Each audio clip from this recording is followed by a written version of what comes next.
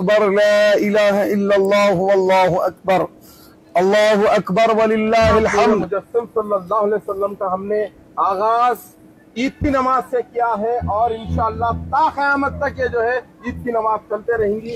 और ईद मिलादुन नबी सल्लल्लाहु अलैहि वसल्लम ये एक ऐसी ईद है जो हर ईदों की ईद है, इसके लिए इसको ईदुल आयात कहा जाता है। अल्हम्दुलिल्लाह ये ईद की नमाज पढ़ने के बाद जो खुशी और मसरत हमें हो रही है। आज हम लोग मेहदीपट्टनम PS में कंप्लेंट लिखाने के लिए आए हैं। उसकी वजह यह है कि आज हॉकी ग्राउंड में ईद की नमाज पढ़ी गई है, जबकि दीन इस्लाम में सिर्फ दो ही ईदें हैं, एक ईद उल फित्र और ईद उल अज़हा।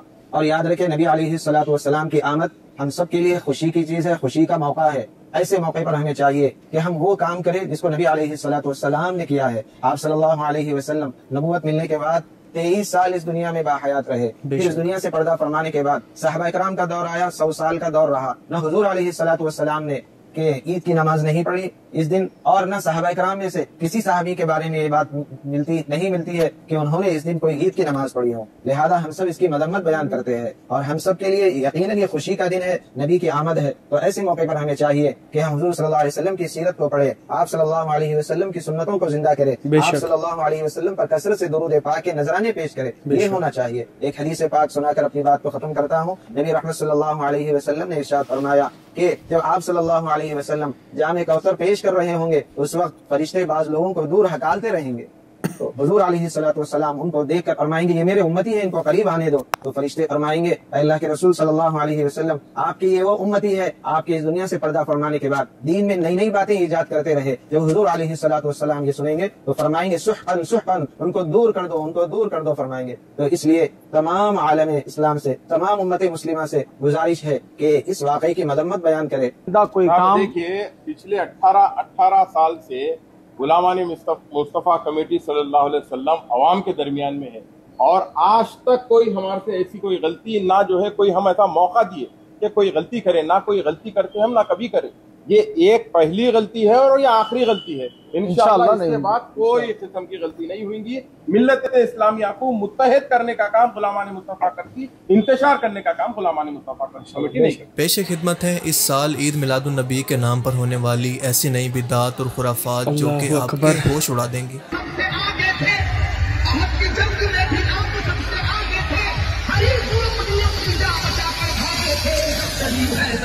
अल्लाह खैर करे।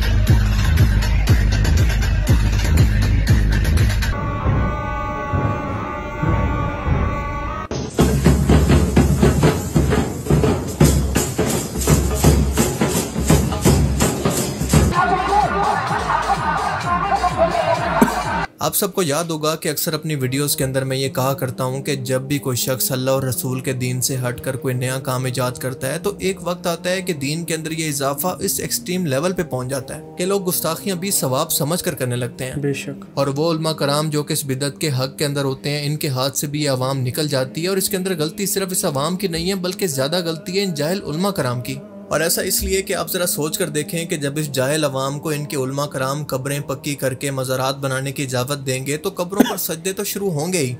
ये उलमा कराम करामात के नाम पर जब अपने औलिया की झूठी शानें बयान करना शुरू करेंगे तो शुफ सरकारें भी मार्केट के अंदर ज़रूर आएंगी। और जब मिलाद के नाम पर तीसरी ईद की बिदत शुरू होगी तो बात यहाँ तक पहुँच गई है कि इस साल हैदराबाद इंडिया के अंदर बाकायदा इसको तीसरी ईद कहकर नमाज भी अदा की गई। जी हाँ, ईद मिलादुन नबी की नमाज बाजमात जैसी बाकी दो ईदों की जमात वाजिब होती है और तीसरी इन लोगों ने खुद ही अपने ऊपर वाजिब कर लिया, जैसा कि आप इस वीडियो के अंदर खुद देख सकते हैं।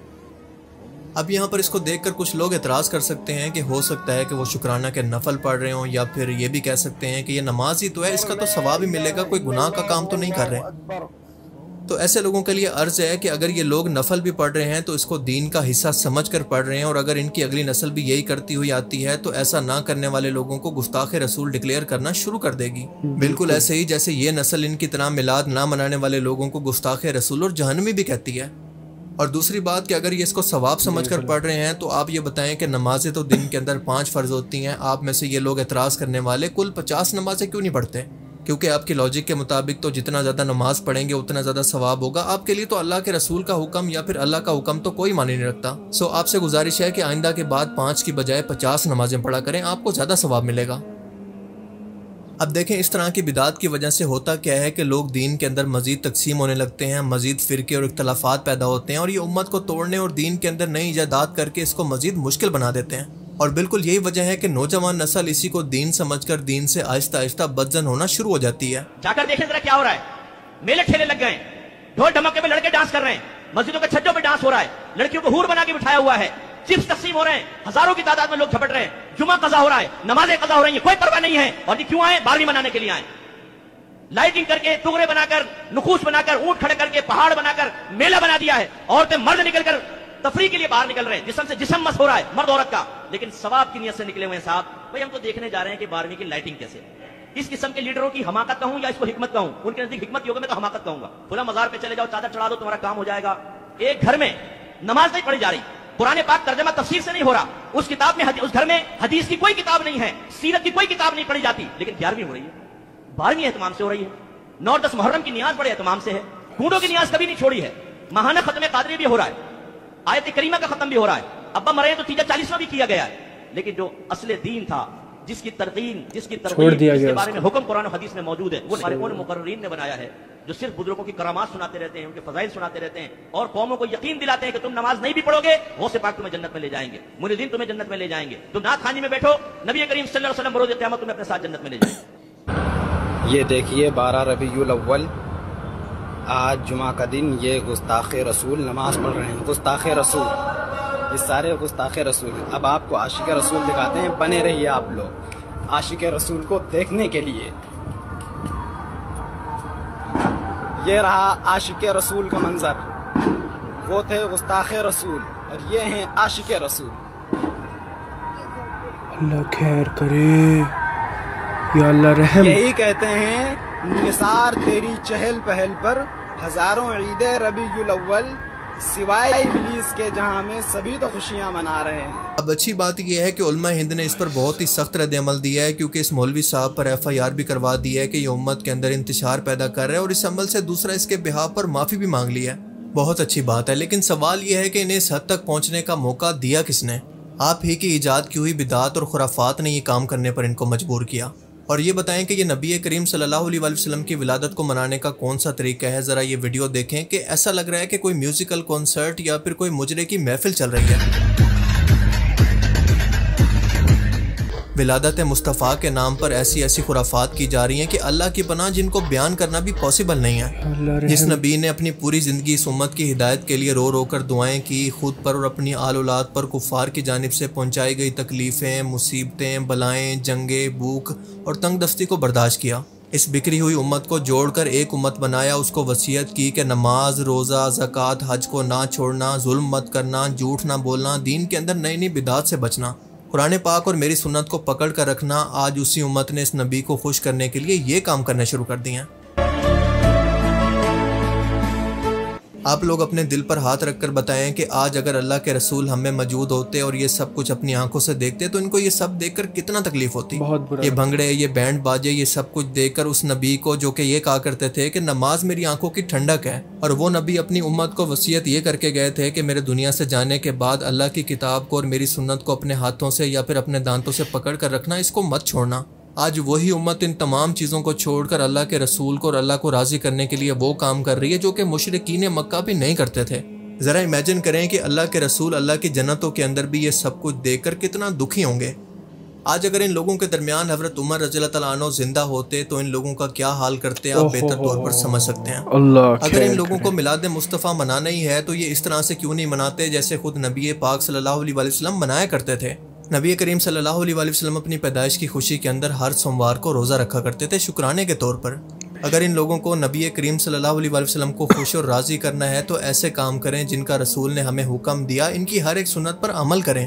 पर उसके बरक्स ये सब कुछ जो ये लोग कर रहे हैं, ये दीन के अंदर कहाँ पर लिखा है, इसका हुक्म कहाँ पर दिया गया है? क्या इस तरह की चीज़ों से कोई गैर मुस्लिम इस्लाम से मुतासिर कभी हो सकता है? बिल्कुल भी नहीं। लोग अच्छी तरह से जानते हैं कि इस्लाम के बारे में जो भी कॉन्सेप्ट वेस्ट के अंदर बनता है वो मुसलमानों की हरकतों को देखकर ही बनता है। इन्हीं लोगों को देखकर गैर मुस्लिम इस्लाम को जज करते हैं, इनकी हरकतों को देखकर उससे मुतासिर होते हैं या फिर उससे बदजन। आप एक लम्हे के लिए ज़रा सोच कर देखें कि जिस जगह से इस्लाम की शुरुआत हुई वहाँ पर कोई ऐसा बंगड़ा, कोई नाच गाना, कोई डीजे कुछ भी नहीं होता। तो क्या इसका मतलब है कि वो लोग नबी पाक सल्लल्लाहु अलैहि वसल्लम की विलादत से खुश नहीं हैं? कितने अफसोस की बात है कि नबी पाक सल्लल्लाहु अलैहि वसल्लम की सुन्नत पर अमल करने वाले इन लोगों को ये लोग गुस्ताख कहते हैं, जबकि ये खुद मुशरिकीन मक्का के रास्तों पर चलकर खुद को मुसलमान और सच्चे आशिक रसूल साबित करते हैं। और ये वो लोग हैं जो कि मोहब्बत के नाम पर नबी पाक सल्लल्लाहु अलैहि वसल्लम की तौहीन भी कर जाते हैं। नबी पाक सल्लल्लाहु अलैहि वसल्लम की ज़ात वो है जिसके बारे में अल्लाह ने हुक्म दिया कि नबी के सामने अपनी आवाज़ों को बुलंद ना करो वरना तुम्हारे सब अमाल बर्बाद हो जाएंगे और तुम्हें पता भी नहीं चलेगा। अब इसका मतलब यह है कि नबी करीम सल्लल्लाहु अलैहि वसल्लम ना सिर्फ अपनी दुनियावी ज़िंदगी के अंदर बल्कि अपनी वफ़ात के बाद भी बिल्कुल ऐसे ही काबिल एहतराम है जैसा कि दुनियावी ज़िंदगी में। लेकिन ये जाहिल और ब्रेन वॉश किस्म के लोग रोज़े रसूल पर भी जाकर गुलाम है रसूल के गुलाम है के नारे लगाकर नबी की तौहीन करते हैं और इसको सवाब समझते हैं।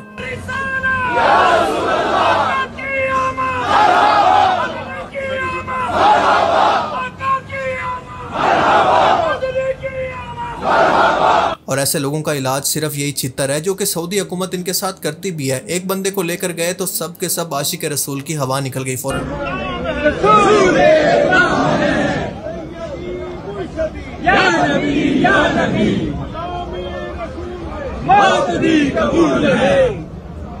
जिस दिल में न हो इश्क़े मुस्तफा, जिस दिल में न हो इश्क़। ले गए भाई, ले गए।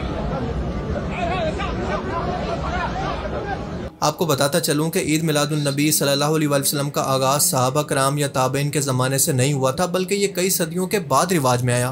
तारीख में पहली बार ईद मिलादुन नबी की बाकायदा तकरीब इराक के हुक्मरान मुज़फ़्फ़रुद्दीन अबू सईद कोकबुरी ने शुरू की थी और ये वाक़या 6ठी सदी हिजरी के अंदर पेश आया, यानी तकरीबन 1207 ईस्वी के अंदर या फिर 602 हिजरी के अंदर। ये वो टाइम था जब क्रिश्चियन फ़ौजें जंग के दौरान मुसलमानों की फ़ौज के सामने मौजूद थी और इसी टाइम के अंदर हज़रत ईसा की पैदाइश का दिन आया, यानी 25 दिसंबर। क्रिश्चियंस ने इसको सेलिब्रेट करना शुरू किया तो मुज़फ़्फ़रुद्दीन ने इसको देखकर सोचा कि क्यों ना हम भी इसी तरह से इन लोगों को दिखाने के लिए अपने नबी मोहम्मद रसूलुल्लाह सल्लल्लाहु अलैहि वसल्लम की पैदाइश का दिन सेलिब्रेट करें, और यहाँ से इस बिदअत की शुरुआत हुई।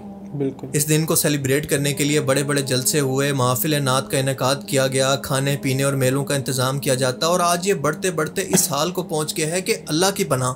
और आज एक मखसूस फ़िरके के लोग जो कि सबसे ज़्यादा इसके हक़ के अंदर हैं, सिर्फ ये कहकर जान नहीं छुड़ा सकते कि ये दीन इस्लाम नहीं है या फिर हमारा इन लोगों से कोई ताल्लुक़ नहीं।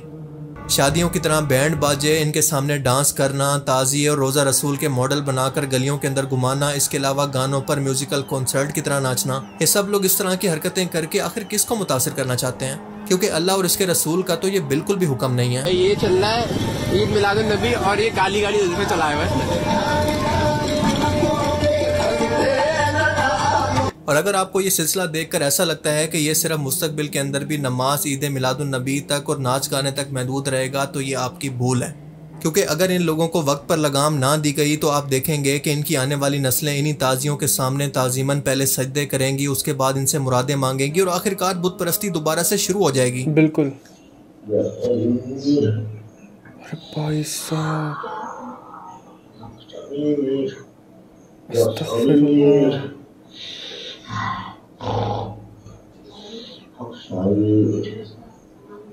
ताज़िया है वो। बाप रे।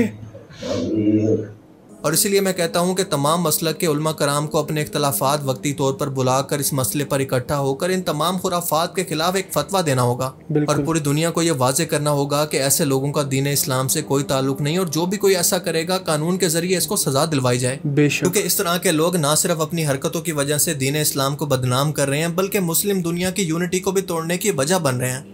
और अगर हम लोगों ने आज मिलकर कुछ नहीं किया तो हमारी आने वाली नस्लों को इन गुमराहियों से कोई भी नहीं बचा पाएगा।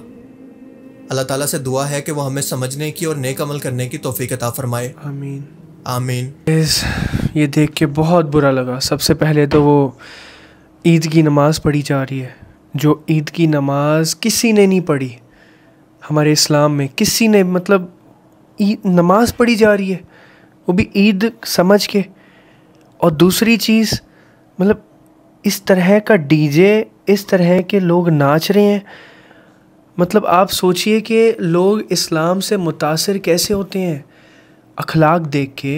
इस्लाम में जो चीज़ें, जो हमारे नबी करीम सल्लल्लाहु अलैहि वसल्लम की टीचिंग्स हैं, उसको देख के, कुरान को देख के हमें उसकी तबलीग करनी चाहिए। और मैं वो वीडियो जो देखा था जिसमें जुम्मे की नमाज लोग छोड़ के जुम्मे की नमाज को नहीं आए, वो बाहर डीजे पे नाच रहे हैं जुलूस में। अल्लाह अकबर, ये तो मैंने पहली बार देखा है कि भाई जुम्मे की नमाज छोड़ दी गई और जुम्मे की नमाज छोड़ के वो बाहर जाके डीजे पे किस तरह, मतलब जुम्मे की नमाज में मस्जिद खाली पड़ी है और जो अंदर है वो गुस्ताखे रसूल बना दिए गए और जो बाहर है वो आशिक रसूल बना दिए गए। अल्लाह अकबर, अल्लाह की पनाह। मतलब लोग किस हद तक जा सकते हैं और कैसे जा सकते हैं। अल्लाह अकबर, ये कितनी बड़ी गुमराही है, बहुत बड़ी गुमराही है ये। अल्लाह ताला हमें ऐसी चीज़ों से बचाए। और मैं आपसे भी कहना चाहूँगा कि आप अगर ऐसे लोगों को जानते हो कि जो ये काम करते हैं, कि जो डीजे को, सॉन्ग्स को, म्यूज़िक्स को, मिक्स गैदरिंग को ऐसे इस तरह के मौके पे हमारे नबी के नाम पे सल्लल्लाहु अलैहि वसल्लम, मोहम्मद रसूलुल्लाह सल्लल्लाहु अलैहि वसल्लम के नाम पे वो डीजे बजा रही हैं और इस तरह की चीज़ें कर रहे हैं, डांस कर रहे हैं ऐसे जनानियों जैसे। लाइक सीरियसली, आपका इसके बारे में क्या कहना है कमेंट सेक्शन में बताइएगा और शेयर भी करिएगा। अस्सलामु अलैकुम।